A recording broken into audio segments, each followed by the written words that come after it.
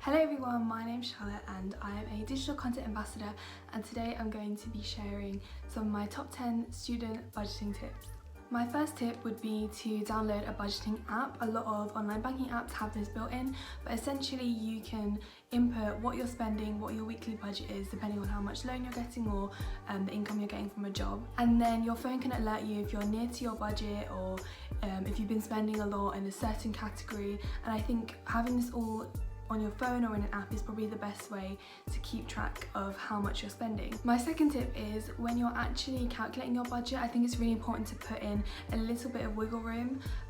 Sometimes you have to spend a bit more if it's someone's birthday, or for example towards the end of term there's a lot of society meals or college balls that you might need to be spending a little bit more money on. So it's a good idea to leave a little bit more than just your normal expenses like your food shopping. My third tip is also to budget for the holidays. So obviously this depends whether you might be working at home over the holidays or if you won't be working because you have a job at uni. Normally when I would calculate my budget, I would forget about the holidays, which are 4 weeks in Easter and Christmas and then 12 weeks over the summer holidays. You need to make sure that your loan stretches over this period as well, especially if you might or might not be working. It's a good idea to keep in mind that you also need money for when you're not at uni as well. My fourth tip is to sign up to loads of websites that do student deals, student discounts, things like that you can use all the time, just so you know if you have to buy anything expensive like a laptop, you can get the best deal possible, and also so you can keep track of like things that are on promotion. There's also the purple card, which is the Lancaster version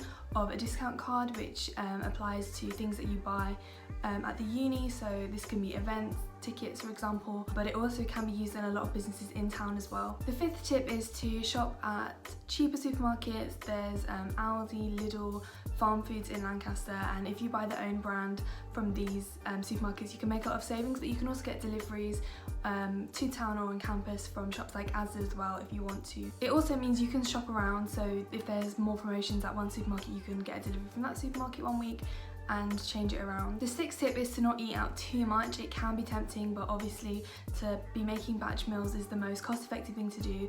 To bring your lunch onto campus as well rather than buy on campus every time is a good idea. And you can also cook with your flat to make like a lot of food, and then you can share it out and split costs between you, and it's a good way to save money. My seventh tip is to hold off on buying any textbooks before you come to uni.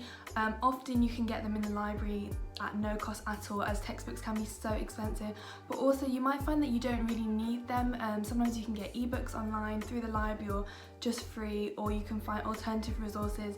So on my degree for example, we don't really use textbooks, we just use journals that we can get through the library for free. So you might feel like you want to do some reading before you get here, but honestly I would advise not buying any textbooks before you get here and you know what you really need. My eighth tip is to use charity shops or apps where you can buy secondhand clothes, especially when it comes to costumes for Halloween or specific themed events. Charity shops are also really great to replace things, so I smashed all my plates when I came to university, and instead of going and buying a whole set from somewhere else, I just went to a charity shop and bought 4 plates for £2. You obviously can buy all your stuff from places like this. There's loads in town, and there is also a charity shop on campus where you can also get secondhand textbooks for example. There's also the Don't Ditch It campaign, where at the end of the year when people are moving out from campus, if there's things they don't want to take home with them, instead of throwing away they can donate it to the Green Lancaster campaign, and then these things often get sold in the square during the year, where you can pick up some secondhand items for a lot cheaper. My ninth tip is to buy things with your flatmates. So it might be tempting to buy absolutely everything in IKEA before you come here, but if you hold off, wait and bring just the essentials, when you get to know your flat you can buy things together and actually share them. So for example, not every single person in a 12-person flat needs a cheese grater, but you could come to uni and you could buy 2 or 3 to share between you. Obviously this depends on your flatmates and you won't really know them until you get here, but I would advise holding off on buying absolutely everything because you'll buy so much you don't need, and you can buy everything in town as well. The last tip is to do with train travel. So for me, my biggest expense was train travel when I was going home, visiting the local area, visiting friends at other unis. I actually got a railcard when I signed up to a student bank account, so it's worth searching for deals like that, as well as booking ahead of time as much as possible, so you'll have the term dates before you come, so you'll know when you're going home for example. There's lots of different websites and apps as well where you can do split ticketing and try to get the cheapest train tickets possible. It's just a good thing to factor in, because if you're planning to go home quite a bit or to visit a lot of people or just to travel around Lancashire in general, it can cost a lot, so a rail card and booking ahead of time is a really good idea, although